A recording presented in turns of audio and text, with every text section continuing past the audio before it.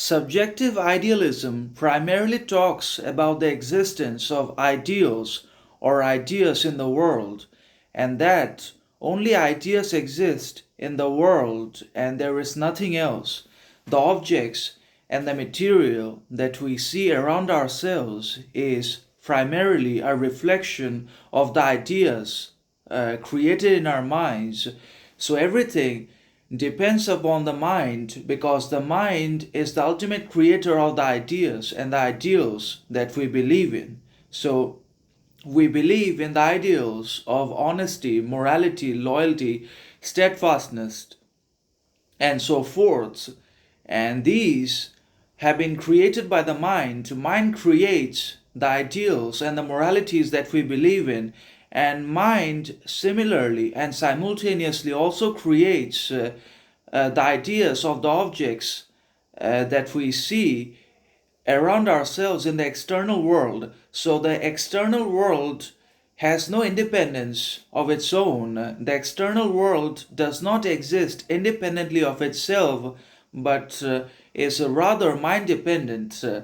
The world exists because the mind exists. The mind allows us to perceive the world which exists as an objective form around ourselves.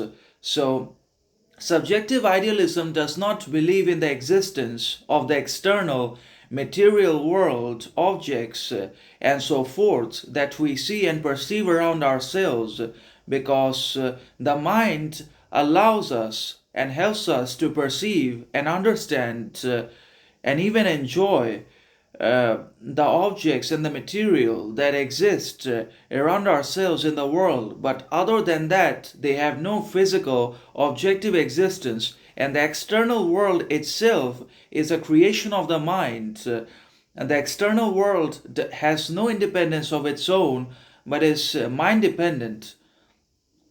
So only the mind is real. The mind exists all by itself and is independent of everything else, and it allows us to see and perceive the world and the material realities that we see around us in the world. So objects, materialistic pleasures, and the external world has no independence of its own.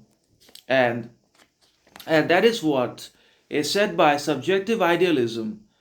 So, a subjective idealism does not believe in the existence of the external world, but it only believes in the existence of the mind which creates ideals, and the mind allows for the existence of the world that we see and that we live in. Otherwise, it has no independence of its own. So, Berkeley actually developed subjective idealism. George Berkeley, the Irish philosopher, has enhanced and increased the empiricism of John Locke and created subjective idealism, which is the logical consequence of Locke's empiricism. So, he propounded his doctrine in three books. Essay Towards a New Theory of Vision, The Principles of Human Knowledge, and three dialogues between Hylas and Philonous. So, George Berkeley has actually enhanced and forwarded the concept of subjective idealism, which is the logical consequence of John Locke's empiricism, and Berkeley has propounded his doctrine or argument in his three books. Essay Towards a New Theory of Vision, The Principles of Human Knowledge, and three dialogues between Hylas and Philonous. His subjective idealism may be stated thus: matter is nothing but a cluster of qualities. So, matter is actually nothing. It has no physical, it has nothing objective about it. Matter is nothing but a composition of the qualities created by the mind. So our mind creates qualities which we see in the matter. So matter does not exist by itself. It has no independent existence of its own, but rather it's a creation of the qualities of our mind. And all the qualities of matter, both primary and secondary, are nothing but subjective states or ideas of our minds. So matter primarily has two qualities, primary and secondary qualities of matter. And both the types of qualities of matter exists and can be perceived because of the mind. If there is no mind, then there is no matter, or there is no primary quality, secondary quality either. So the mind is primarily responsible for the perception of the qualities of matter, and matter exists because the mind perceives it.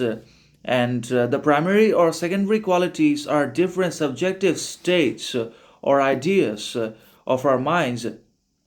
Hence, Berkeley argues that the existence of a thing consists in its being perceived. So, Berkeley therefore states or suggests that the existence of a thing consists in its perception.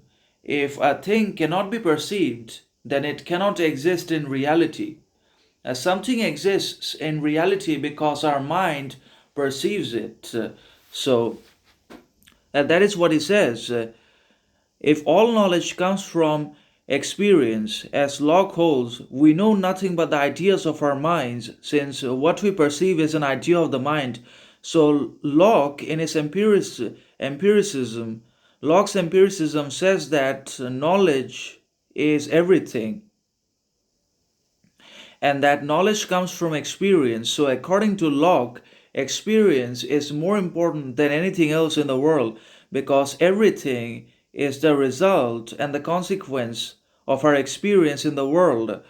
But if everything comes from experience, then we can know nothing but only the ideas of our minds, since what we perceive is an idea of the mind. So Locke's argument is not valid because what we perceive becomes an idea of the mind, then there is nothing in reality. Thus, the conception of extramental matter is a dogmatic and superfluous assumption. So, there is no extramental matter, meaning matter exists primarily because of the existence of the mind. The mind actually perceives matter and its qualities and makes us believe as if it exists. But there is no extramental matter, meaning beyond our mind, beyond our mentality, matter does not exist. Um, and if we say that there is extramental matter, then it's a dogmatic and superfluous assumption which is not valid. The external world does not exist, and consequently, the qualities of the world, both primary and secondary, are the subjective ideas of the mind. So, according to subjective idealism and Berkeley, the external world does not exist, and therefore, the qualities of the world, both primary and secondary, are the subjective states or of the mind. The primary, secondary qualities, as well as the external world, everything are subjective ideas of the perceiving mind.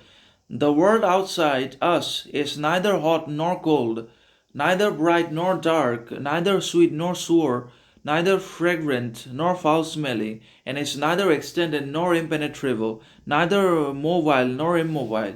So, the world which exists beyond our perception and mind is neither hot nor cold, neither fragrant nor foul smelling, neither sweet nor bitter, neither bright nor dark, and so forth. So the external world has no qualities of its own because it has no independent existence outside the mind. The mind is primarily responsible for the existence of the external world along with its primary and secondary qualities which we perceive because of the mind. The world and its primary and secondary qualities are nothing but perception or ideas of our minds. So we can say that the world, along with its primary and secondary qualities, are nothing but perception of the perceiving mind and its ideas, because the external world is not extended, nor is it mobile. It is neither slow nor fast. It is nothing but a creation of the mind of man, and therefore we see it as the mind creates it for us. But the perception or ideas are not created by our own minds, but communicated to us by God, who is the cause of our sensations. But it's important to keep in mind that the perception or ideas are not created by our own minds. So we need to understand that our perception and our ideas of the external world and its qualities are not created by our own minds. So our mind does not create perception, but rather it's communicated to us by God, who is the cause of our sensations. So God puts in us the ideas and the perception with the help of which we are able to perceive everything that exists around us. But communicated to us by God, who is the cause of our sensations. He produces sensations in the finite minds according to fixed laws. So our minds are finite and limited and related as well. And God produces sensations in our finite minds according to the fixed laws. Berkeley admits the existence of minds alone, of the finite minds, and of God or the infinite mind. He denies the existence of the external world, hence, his doctrine is called subjective idealism. So, Berkeley actually recognizes and admits the existence of minds alone and of the finite minds and of God or the infinite mind. God is the infinite mind who has created the finite minds and the minds, and his doctrine is called subjective idealism because it denies the existence of the external world and material altogether. And it primarily believes in the existence of ideals, ideas, minds, finite beings, and the infinite mind or God. And he denies the existence of the external world, hence, his doctrine is called subjective idealism. Berkeley offers the following arguments for the subjectivity of the primary qualities.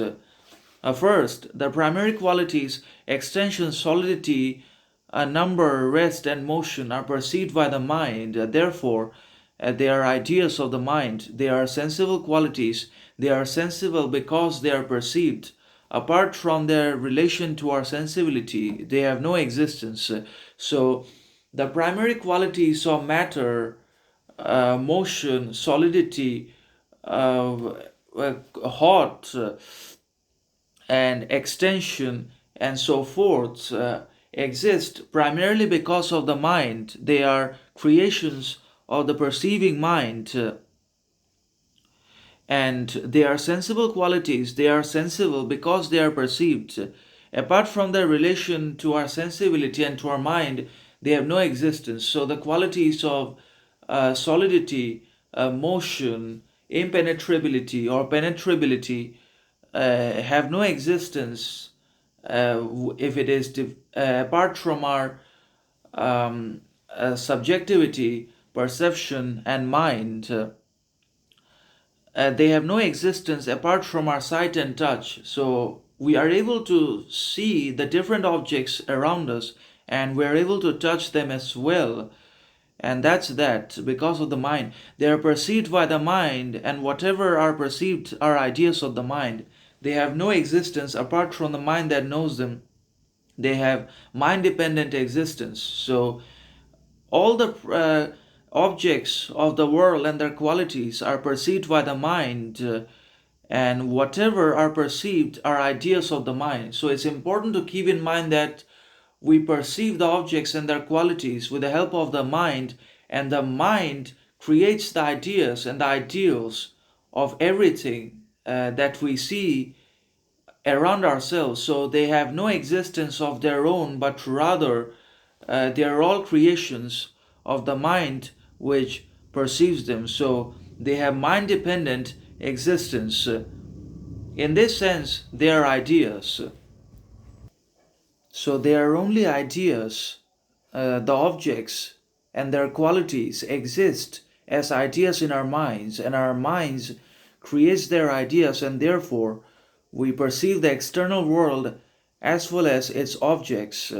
Berkeley says it is evident that extension, figure, and motion are only ideas existing in the mind, and that consequently neither they nor their archetypes can exist in an unperceiving substance. So, the qualities that the mind perceives and creates by itself has to exist in the objects that the mind again sees and perceives. If those qualities do not exist in an object, then that object cannot exist either. Locke wrongly maintains that they are the original primary qualities of matter which imprint their ideas on our minds. Secondly, the primary qualities and the secondary qualities cannot be perceived apart from each other. So Locke, who is the creator and the advocate of empiricism, which says that experience is the ultimate source of all knowledge, wrongly concludes that the original primary qualities of matter imprint their ideas on our minds, which they do not. And secondly, we can say that the primary qualities and the secondary qualities cannot exist as isolations from one another. They cannot be isolated from one another, but rather they have to exist in cooperation and in cohesion with each other. The primary qualities and the secondary qualities cannot be perceived apart from each other. Color cannot be perceived apart from extension, and extension cannot be perceived apart from color by sight. Heat and cold cannot be perceived apart from extension, and extension cannot be perceived apart from heat and cold by touch. So everything's connected with each other. Color cannot be perceived without shape or size, because shape varies, and the color of the objects also varies, as well as their shape also changes. And cold cannot be perceived apart from extension, and extension cannot be perceived apart from heat and cold by touch. So if color and temperature are ideas of the mind, then extension also must be an idea of the mind. So if color and temperature are actually ideas of the mind and do not exist in reality, then extension must also be an idea of the mind. If the secondary qualities are ideas, then the primary qualities must be ideas. So if the secondary qualities of color, heat, cold, smell, taste, and so forth are subjective qualities of the mind, then the primary qualities uh, uh, must also be ideas of the mind, because the secondary qualities have been seen as subjective ideas of the mind as well. Berkeley says, if it be certain that those original qualities are inseparably united with other sensible qualities, and not even in thought capable of being abstracted from them, it plainly follows that they exist only in the mind. So Berkeley says that if the primary and the secondary qualities are actually connected with each other and inseparable, then uh, they then they exist primarily in the mind and result directly from the mind. Extension, figure, and motion, abstracted from all other qualities, are inconceivable. So, extension, motion, figure has to go with the secondary qualities of color, taste, smell, and so forth. And if they are disconnected from each other, then they become inconceivable. Where therefore the other sensible qualities are, there must be also, to wit, in the mind and nowhere else. Thirdly, the same temperature appears different to different persons, or to the same person at different times under different conditions. So temperature, color, taste vary from person to person. Now what someone is able to taste, that taste is going to be different to someone else. So taste varies from person to person and temperature varies from person to person as well and appears different under different conditions. Dip your hand into hot water, it appears hot to you. Dip the same hand into warm water, it will appear cool to you. But the same water cannot be hot and cool at the same time. So hot water feels different to different people at the same time, but the same water cannot be either hot or cold at the same time. Uh, so it has to be something, but it cannot be hot and cool at the same time. So Locke argues that temperature is not a real quality of matter, but only an idea of the mind. So Locke argues that temperature, taste are not real qualities of matter, but rather an idea of the mind. So because color, taste, and temperature vary from person to person, they cannot be perceived as being original qualities of matter, but rather as only subjective creations of the perceiving mind. Berkeley likewise argues that extension, weight, motion, and number appear different to different persons or to the same person under different conditions. A person who appears tall at a short distance appears short at a great distance. So everything is about perception and it's an illusion of the mind because the same quality appears different to different persons at the same time, and therefore the qualities of matter cannot be trusted as being real, but rather they can be said to be creations or ideas of the perceiving mind which perceives them. A stone that appears heavy to one appears light to another. A motion that appears swift to one appears slow to another.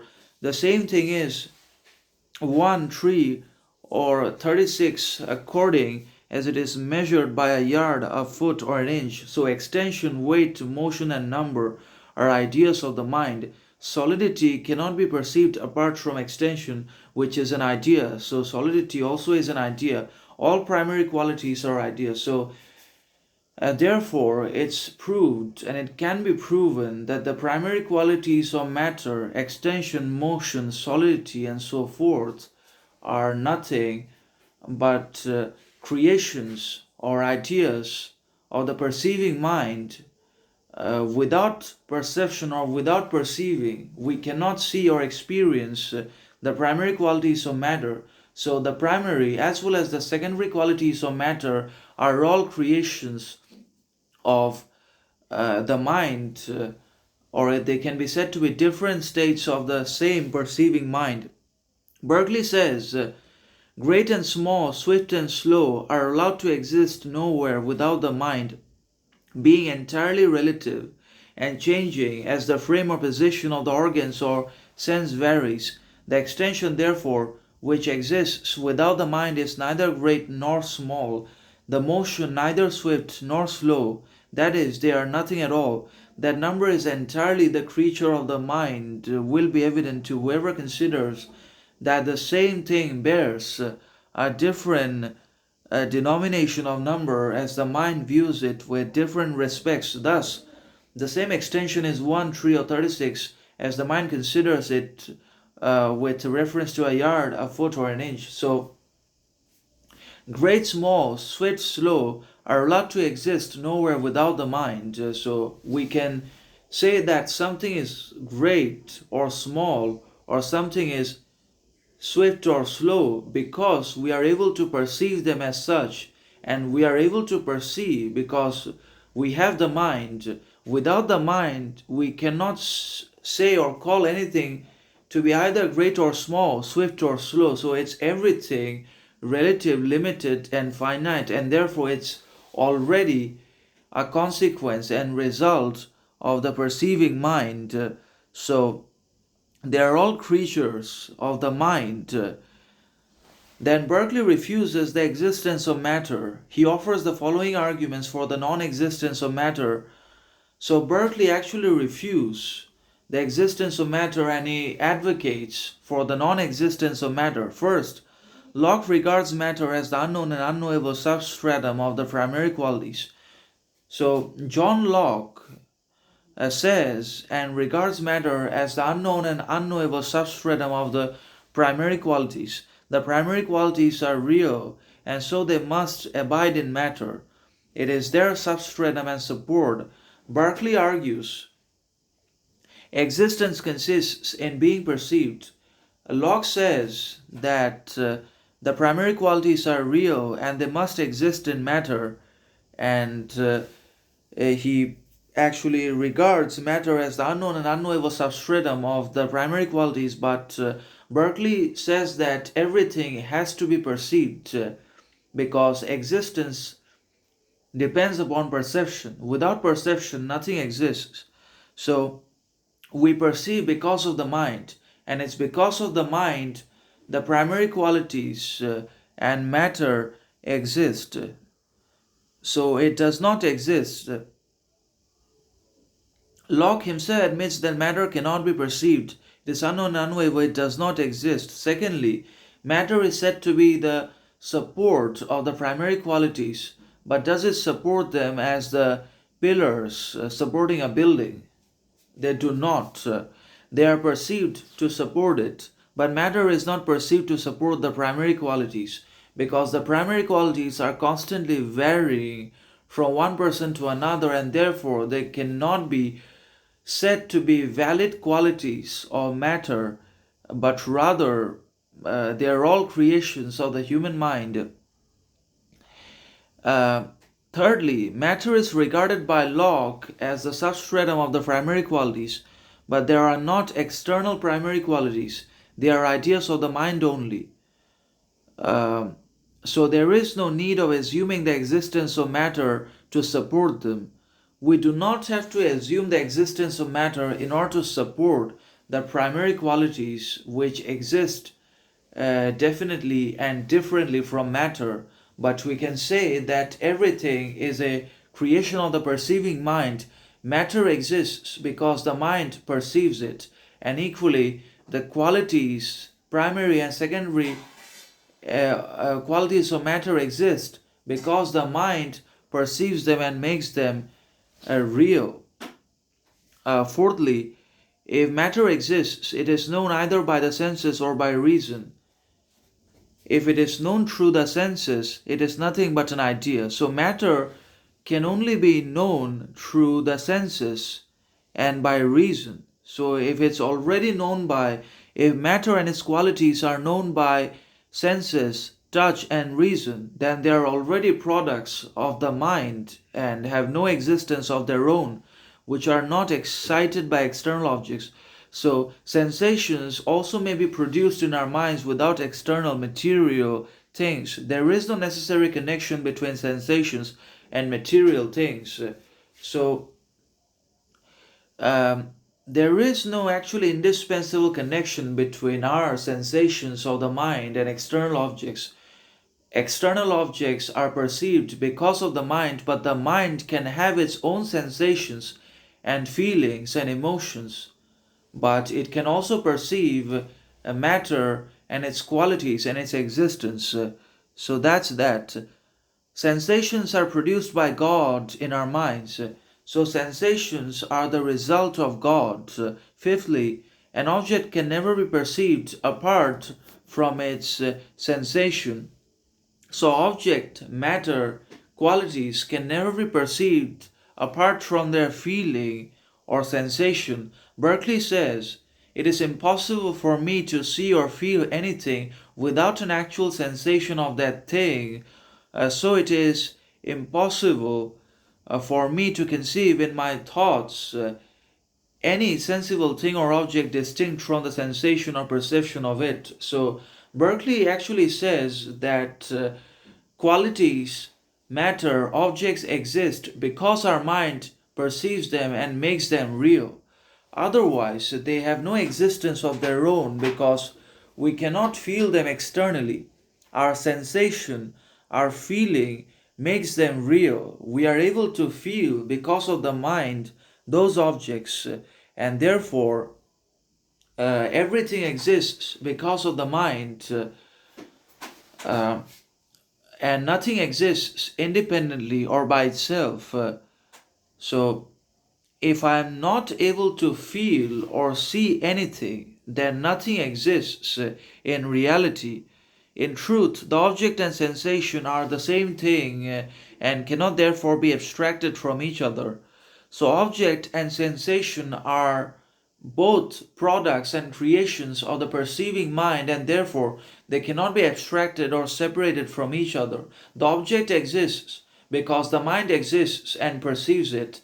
Similarly, the quality exists because the mind exists and perceives it, and therefore it's that simple. And the object exists because of the sensation of the mind, and therefore they cannot be separated from each other. An object can never be perceived apart from its sensation. So we feel something whenever we come into an object. The object is a creation of the mind, and without sensation of the mind, we can never feel an object. That's pretty much that. Therefore, a perceived object is identical with a sensation. It has no existence outside of mind. So, a perceived object is identical with a sensation, and a perceived object has no existence outside of the mind which perceives it. Sixthly, Locke advocates representative theory of perception and maintains that ideas are copies or representations of external objects. So Berkeley further says that if ideas are like objects, the objects must be ideas. So Berkeley says that if ideas are like objects, then objects should also be like ideas. Ideas or objects are intricately connected with each other and therefore cannot be separated either. And Locke says that uh,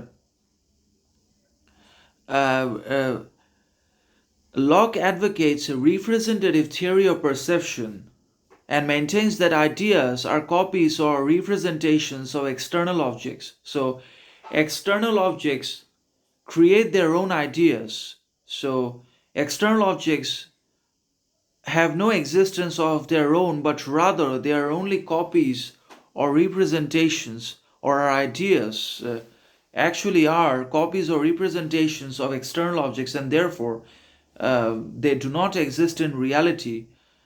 And that's the representative theory of perception. And Berkeley argues that ideas and objects are connected with each other, and therefore objects are definitely connected with ideas because of the mind and perception. Berkeley says an idea can be nothing but an idea. A color or figure can be like nothing but another idea. If there is likeness between ideas and their objects, they must be identical in their nature, and the objects must be nothing but ideas. So, an idea leads to another idea. So, there is likeness, similarity between different ideas, and therefore, um, the objects must be nothing but ideas. So, objects do not exist in reality. Objects are only ideas which exist in our mind, or the mind perceives the ideas of the objects, and therefore objects are nothing but ideas. Sensations are independent of our will. They are not created by our own minds, nor can they be created by other finite minds. Sensations are created in our minds by God or the infinite. We cannot create sensations in our minds by ourselves. Sensations are independent of the will. They are not created by our own minds, but rather God creates and puts sensations in our minds. So God creates them. So finite minds cannot create sensations either. The sun, the moon, mountains, rivers, oceans are sensations which cannot be produced by the finite minds. So everything of the natural world, the rivers, the hills, the mountains, the trees, are sensations of the finite minds, um, which are not created by the finite minds. So all these objects of the external world that we see around ourselves are not real, but rather they are sensations of the infinite mind, which allows us to see them and perceive them in reality, but they do not exist all by themselves. Nature is a system of sensations or ideas produced in the finite minds by God according to fixed laws. So, nature and everything natural is the direct consequence of the God, the Absolute, the Infinite, who is responsible for the creation of the sensations and the finite minds in our lives according to fixed laws. The laws of nature are the uniform ways according to which sensations are produced by God in the finite minds. So, the laws of nature are the uniform ways according to which sensations are produced by God in the finite minds. There is neither matter nor physical causation. So there is no matter and there is no physical causation either, but everything is a consequence of the God and his finite minds. There is only spiritual causation or will causality. God is the cause of sensation. So God is the responsible for sensations in our minds. We cannot create sensations by ourselves. This is the doctrine of subjective idealism, immaterialism, or spiritualism.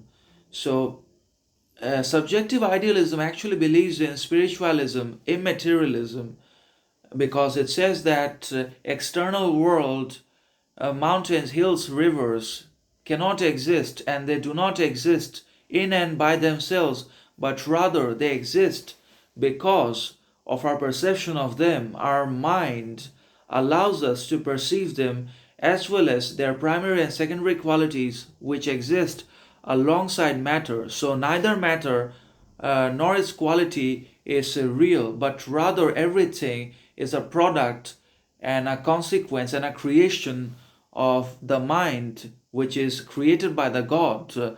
Now, sensation cannot be created by our minds. Sensations are created in the finite minds by the God who is the infinite mind. So, this is the doctrine of subjective idealism, which is also called immaterialism, because it does not believe in anything material or objective.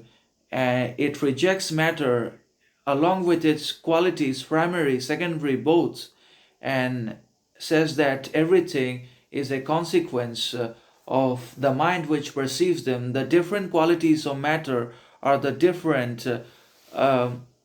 perceiving states of the mind, the different states of mind. So it's also spiritualism.